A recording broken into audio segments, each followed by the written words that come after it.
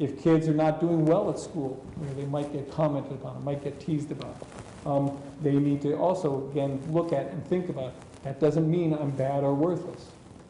We have to have kids recognize and deal with the situation where they do stop themselves from completing that equation.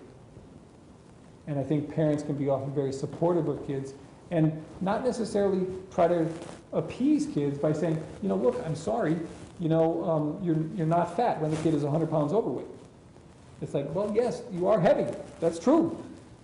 It doesn't mean you're bad or worthless. Okay, we want to be able to keep you recognizing that. There may be some truth to the statement, but it doesn't mean that you have this other part of the thing going on. And we also have to do something else with regard to some kids, because when teasing and bullying occur, it does occur in packs.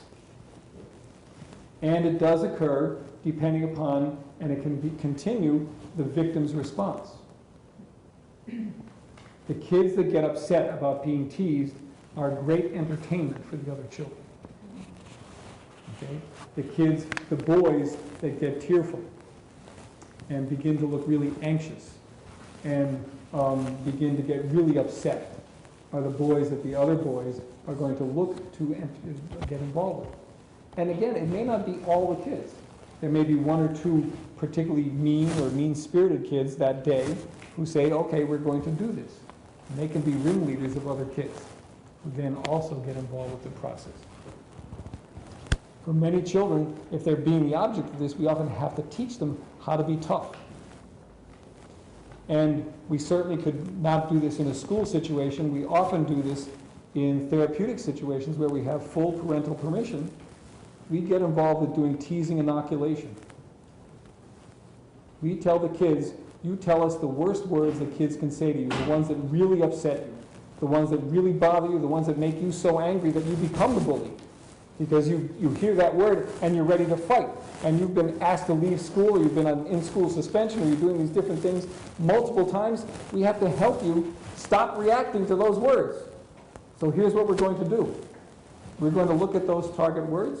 We're going to think about all those things that make you hot. We're going to write them down. And we're going to have you read that list over and over and over again, multiple times. And after you get used to reading the words and seeing them and hearing them in your mind, we're then going to make a tape. And we're going to listen to a tape of these horrible words. And we're going to have you listen to that tape over and over and over again. And then when we meet, we're going to do those words again. And we're going to work on helping you get used to these words and remaining calm in the presence of these words. So that the words become something that the kids are horribly bored by. So they have these horrible list of words that by the time they read it the fifth time, they're saying, do we have to read it again? This is so boring.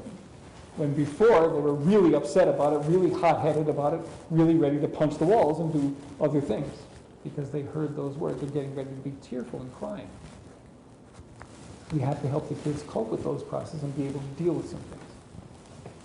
We don't do this in school situations, but sometimes, if we know that we can't really change the atmosphere, we sometimes teach kids how to be good teasers back because we want them to be able to defend themselves in some fashion.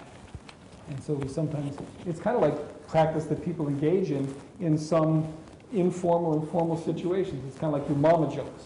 You know, who's going to come up with they go back and forth with the worst your mama jokes that's possible. But those kinds of things can be done because some kids can learn how to be able to use humor in a way to be able to manage these situations and deal with them more effectively. But the main point is that we do have to make kids not be victims. And we do have to help them cope with this situation because we can't say to them, we're going to protect you completely.